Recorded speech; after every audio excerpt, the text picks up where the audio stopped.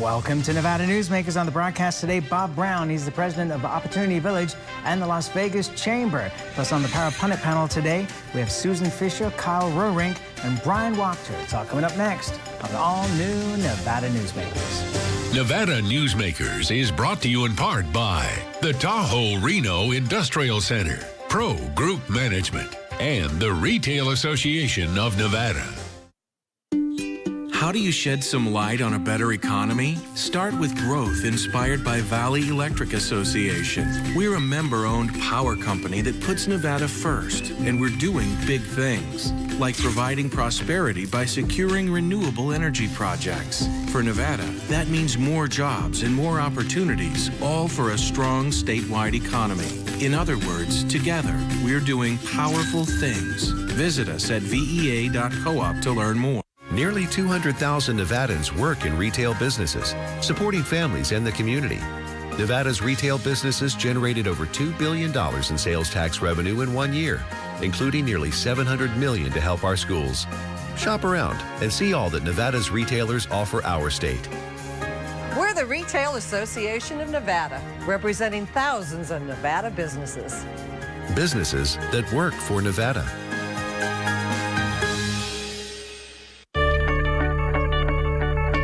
Safety is the #1 priority for the trucking industry.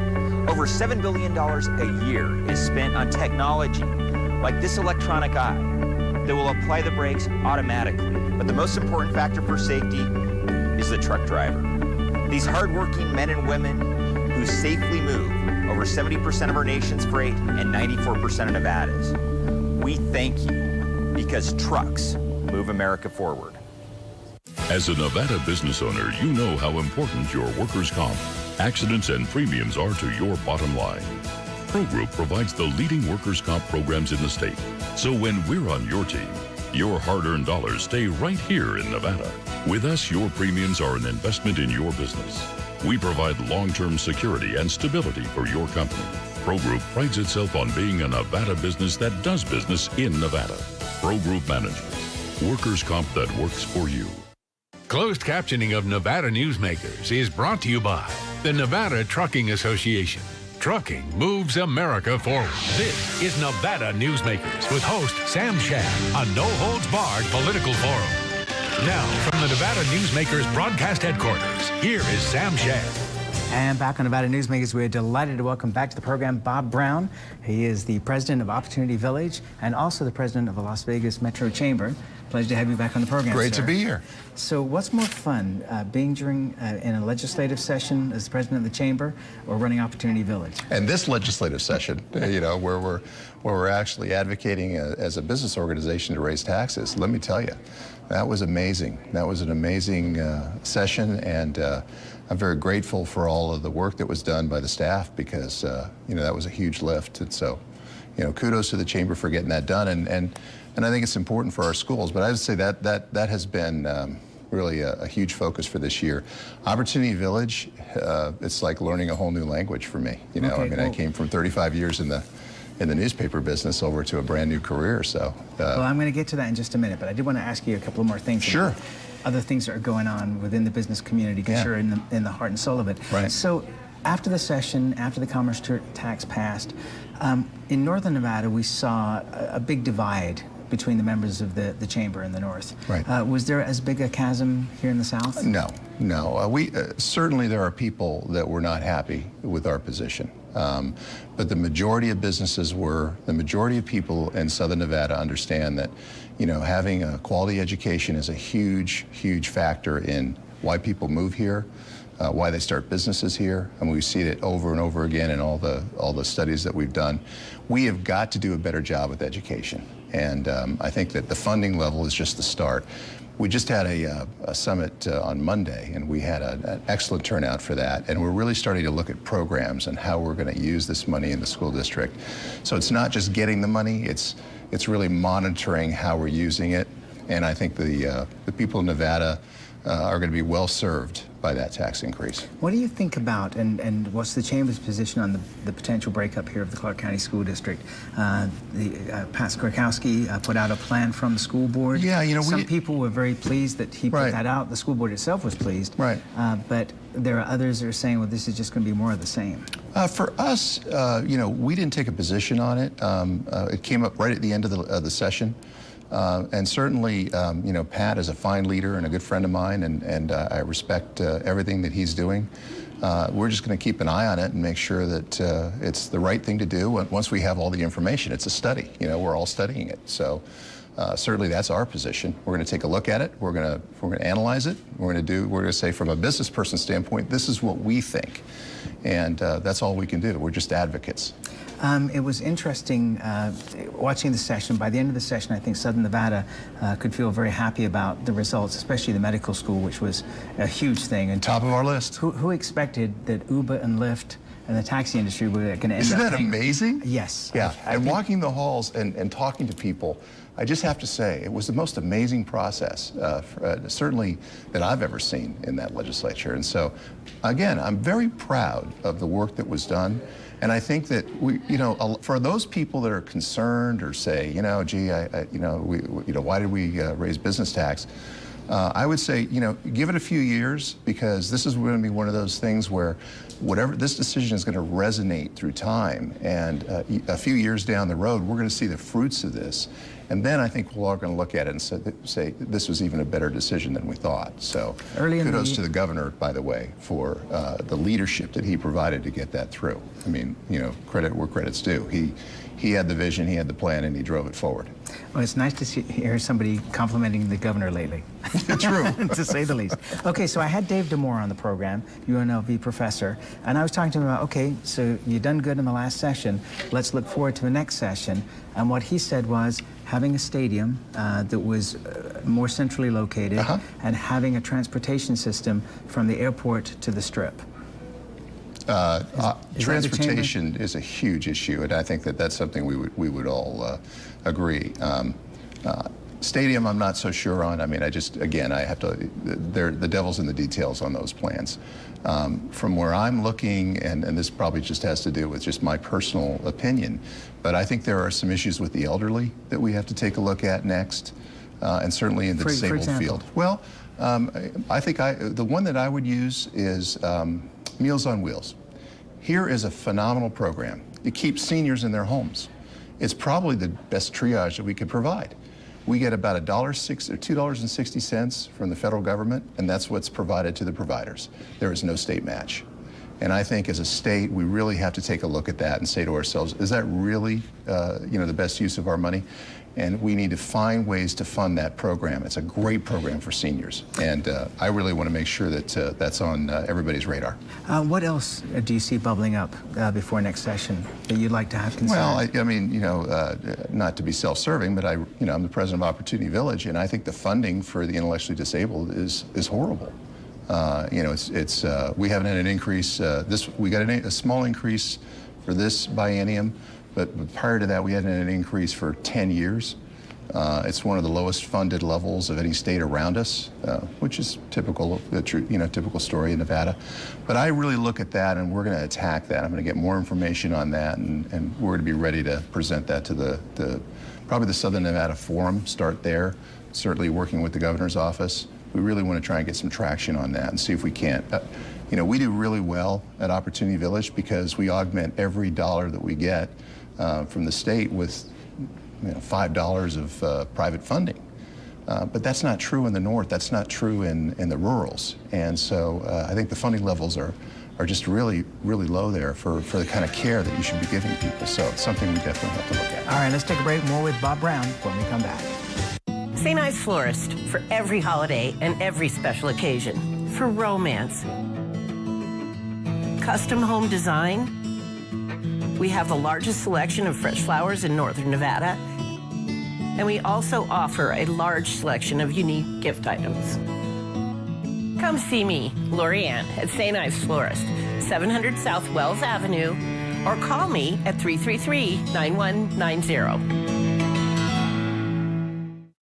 Welcome to the Tahoe Reno Industrial Center. You know, everybody's been talking about the Tesla effect.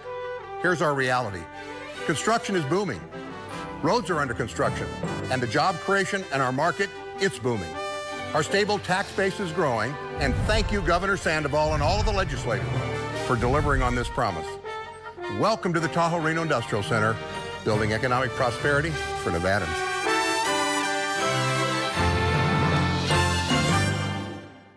Chronic diseases like diabetes, asthma, and heart disease are the number one cause of death, disability, and rising healthcare costs in the United States. Today, more than 86% of our healthcare spending goes to treating people with chronic diseases. I'm Ken Thorpe, chairman of the Partnership to Fight Chronic Disease. As the presidential candidates discuss their plans to address rising healthcare costs, ask them how they plan to address the chronic disease problem. Paid for by the Partnership to Fight Chronic Disease.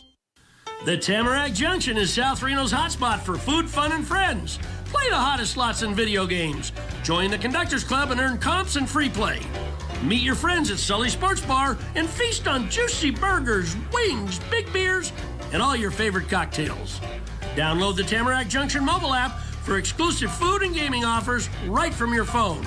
The Tamarack Junction, where friends meet in South Reno, just north of the Summit Mall on South Virginia. Closed captioning of Nevada Newsmakers is brought to you by the Nevada Trucking Association. Trucking moves America forward. And now, back to Nevada Newsmakers with Sam Shad. And back on Nevada Newsmakers, we continue our conversation with Bob Brown. He's the president of Opportunity Village. Okay, so I got a chance earlier this year to come down and take a tour of one of your facilities. Yes. And it was really quite remarkable what you're doing. For somebody who's never been to Opportunity Village, share what you're doing there. Well, I mean, it's so hard to do that, and that's why we always ask people to come down for tours. And I would invite anyone who's watching this, give me a call and come get a tour, because we're open to the public every day, and we want to tour people. We want them to see what we're doing. Okay, well, let me jump in and say, sure, you're not warehousing people. No, absolutely not. It's the exact opposite of that. No, the way I look at it is we take a child, and that child could be in their 40s. I mean, but we're going to take a person, and we're going to move them along the spectrum as far as they can go. We're trying to find opportunity for them, whether it's employment, whether it's learning, whether it's creativity, whether it's socialization. And so we want to take these folks as far as they can go. And to me, as a parent of a child with a disability, with an intellectual disability, I think that that's what every parent wants of our children. We want our children to go as far as they can go. So having that in our DNA, we were started by parents, 61 years ago. So that's really who we are. We're all about the individuals, what that individual needs. We want them to have choices. So at OV, we have all these different programs. You've got art programs and work programs, and you've got music programs, and you've got job learning programs and janitorial or in packaging and assembly. Okay, don't just go past this, because, for example, the janitorial. Yeah. Explain the setup you have to help train people. Oh, it's amazing. We've got a whole room set up, and it looks like there's an office set up, and there's a bathroom set up, and the staff goes in and they learn how to clean things, the proper way to clean things, the safe way to clean things. And we have millions of square feet of industrial space that we have contracted to clean, and we do it with our OVIPs, and they earn a paycheck, pride in a paycheck, and purpose. But it's really, that's just one aspect of it. People see that and they go, oh, you're that. Or they'll see the magical forest and they'll say, oh, you're the magical forest. Oh, no, we're really about thousands of folks with intellectual disabilities on all different platforms. We had a new program that we're installing with some of our more severely disabled kids. And, Sam, when you make a connection with somebody, that's all the difference in the world. And what we're all about at Opportunity Village is making that connection. We had a young man named Carlos. Nobody had ever seen him have any kind of facial emotion. He would come in the day, he would, be fed. We'd have to take him to the bathroom. We would try and do activities with him. No reaction. We took him in and we gave him a canvas. And we put a glove on him, and there were some paints next to him. And he dipped his hand in that paint solution, and he started to wave it on that canvas, and he smiled, and he reacted. And there wasn't a dry eye in the house. I mean, the staff that had worked with them all that time could not believe what they were seeing, because there was somebody in there. Right. There was somebody in there, and they were present, and they were active, and that's Opportunity Village. I tell everybody, that's Opportunity Village. That's what we do. We bring that out in people.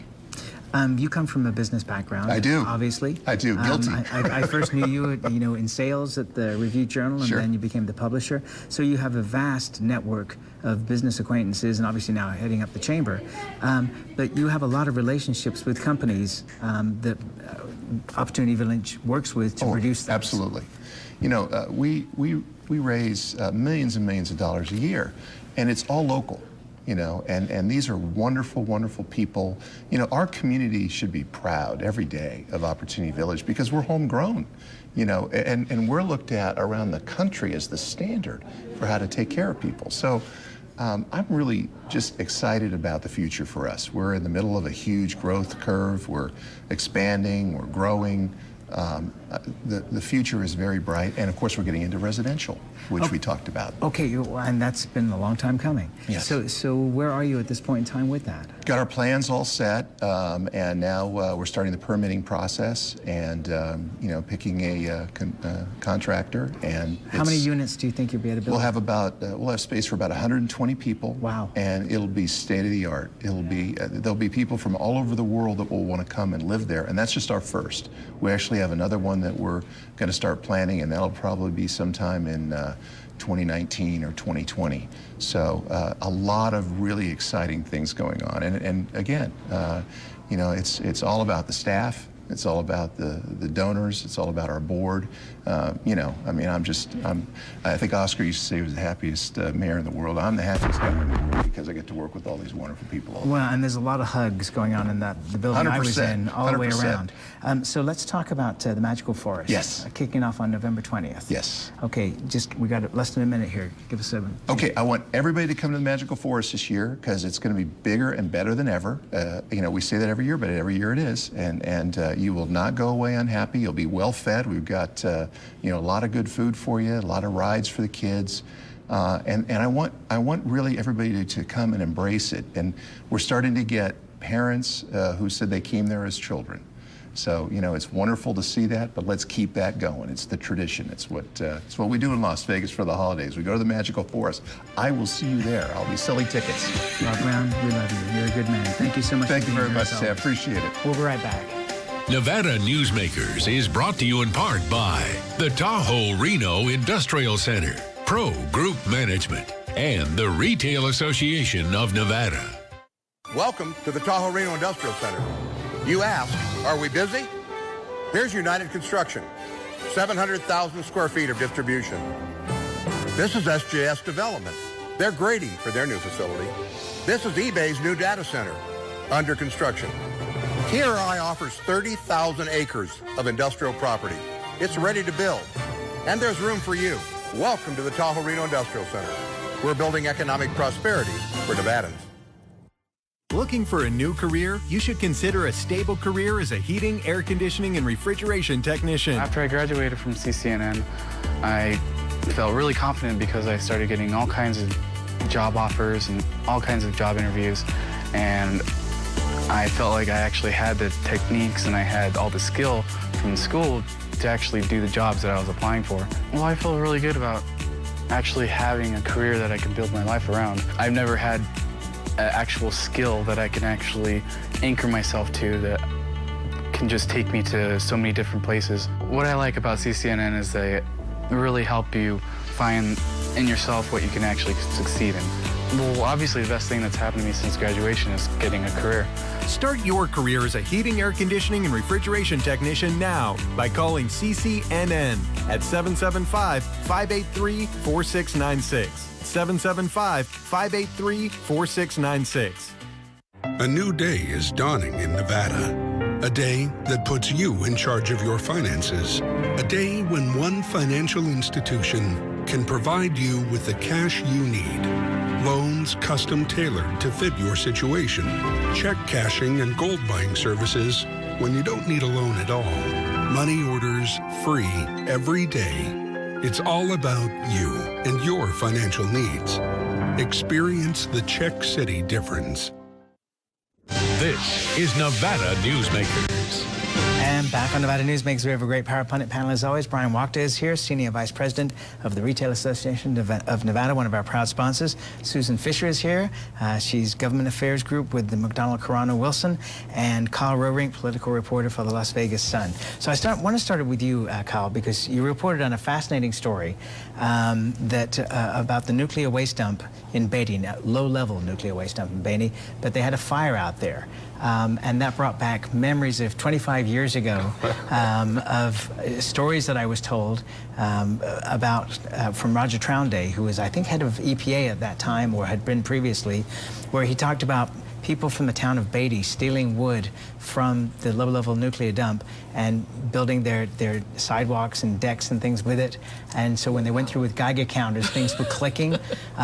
People in that part of the state really don't worry too much about nuclear waste. No, they don't. They're in the shadow of Yucca Mountain, a stone's throw away from the test site. The nuclear waste wasn't the big deal out there. The people in Beatty were just saying, hey, like, there's helicopters flying 50 feet above ground. County officials, will you please tell us what's happening? And that was the thing. They were just left in the dark throughout, you know, like, kind of the first 48 hours after the fire erupted. So they were just, you know, it was just so ironic, these people who have such a close relationship to everything nuclear in the state, they just wanted a little more information. They just wanted to know why there were helicopters. And Susan, the governor's office was very, very cautious about letting information out. They wanted to make sure they had all the facts on the ground.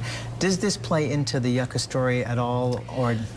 Well, I think it does, because we really don't know what sort of impact there will be from all of any smoke that's emitted from this. And I was wondering, there was a video that was, I think it was on your website, that somebody took from a berm looking over it, and when it was blowing, I thought, okay, are you wearing a hazmat suit, or are you just standing there in the open? And what constitutes low level? I'm not a scientist. I don't know what low level actually is, and I know a lot of it's some medical waste and stuff too, but what is it? How bad is it? You know, there are a lot of people on the right that would like to see Yucca Mountain move forward in one way or another. Your thoughts? Well, I think Susan's right. I think you have to allow scientists to make that determination, and the people of Beatty seem to have made a determination as to what they're looking for, and so I think it really needs to be at some point put up to a question to the people, or maybe even just an advisory question. We need to know where Nevadans stand on this. We know where their leadership stands, but whether or not there's a growing disconnect between the two, we've seen polling to suggest, but I don't think anything concrete. You know, it would be interesting for Ty Cobb to put together, see if he can get a question on the ballot, at least an advisory question of what people in Nevada think. But do you think politically that would ever happen? Or at least... Politically, it'll never happen, but I can tell you this much, Sam. In the past 2 months, I've been to Amargosa, I've been to Beatty. A lot of those people want it because they think it's going to be a job creator. You know, it's the same argument that's been happening for years. So, yeah, go ahead, put it on the ballot, but same old story. Job creator, and also just a lot of revenue for those counties, for Nye County. Oh, absolutely. And lots of revenue. You know, at the time, there was a lot of revenue for UNLV as well. There was millions of dollars of research money that was going into there. All right, I'm going to throw this at you a bit. We're taping this the day before the next Republican debate on CNBC, and this is going to air after that, so you guys are really on the spot. Oh, first of all, this has become a huge moneymaker for the networks. Oh, yeah. I mean, they wanted to have another 3-hour debate, and Trump and Carson said, no way, 2 hours max, but they want to, you know, make a lot of money. Biggest audience CNBC will probably ever have. Yeah. So what are the commercials going for now these days? Or is it like on Super Bowl? I believe on CNN they were $200,000 a piece, which is not Super Bowl. That's a lot more money than they usually charge for the latest medical aid. But this is going to be on economics. Who do you think is going to shine out of the Republican side? So far, none of them are shining in my eyes. But I mean, on economic issues, though. On economic I mean, is this issues, an opportunity for Carly Fiorina to pick up steam again? I think she probably will on economic issues. I think that she'll do pretty well on this. Carson, I don't think will be so much in the mix on it. Trump will probably do fine, but he, as Amy said, there's so much noise with him. You tend to just shut down, or at least I do. I just can't listen to him. But the numbers of people watching the debates are phenomenal. 24 million the first, 23 million the second, 15 million for the Democratic debate. As I said, CNBC has never seen numbers like that. If they get them, and they will because of Donald Trump, it's going to be amazing. Well, I think you're going to have, and I think the economy is a perfect issue for this, is another chance for those who are in elected office and those who are not already to differentiate themselves. And I think the economy is a good example. You have some captains of industry that are running with Trump and Fiorina. So you're really going to, I think, see more of a divide this time between those who have held office and those who have maybe participated in a more, singular business opportunities. So I'm really looking for that contrast. Okay, and Kyle, do you think there's going to be a breakout in this debate? I think if there is going to be someone, I think it's going to be Rand Paul. I saw him speak last night, and he was back onto his messaging about, fiscal irresponsibility. He's blaming both parties, and he's someone who's lived in it. I think it can be a way for him to be an outsider again, and not just let Trump and Carson have that status. All right, thank you all very much. Great discussion. We'll be right back. The Pizza Baron is celebrating over 40 years in business, and as a way to thank you, Reno and Sparks, the Pizza Baron is offering 30 wings and a large pizza for just $22.95. We've delivered for 40 years. Piping hot all over town. I'm Chris Bosch. When I was sidelined with blood clots in my lung, it was serious. Fortunately, my doctor had a game plan. Treatment with Xarelto. Hey, guys. Hey, finally somebody I can look up to. Besides Arnie. Xarelto is proven to treat and help reduce the risk of DVT and PE blood clots. Xarelto is also proven to reduce the risk of stroke in people with AFib, not caused by a heart valve problem. For people with AFib currently well managed on warfarin, there is limited information on how Xarelto and warfarin compare in reducing the risk of stroke. I tried warfarin, but the blood testing and dietary restrictions... Don't get me started on that. I didn't have to. We started on Xarelto. Nice pass. Safety first. Like all blood thinners, don't stop taking Xarelto without talking to your doctor, as this may increase your risk of a blood clot or stroke. While taking, you may bruise more easily, and it may take longer for bleeding to stop. Xarelto may increase your risk of bleeding if you take certain medicines. Xarelto can cause serious and, in rare cases, fatal bleeding. Get help right away for unexpected bleeding, unusual bruising, or tingling.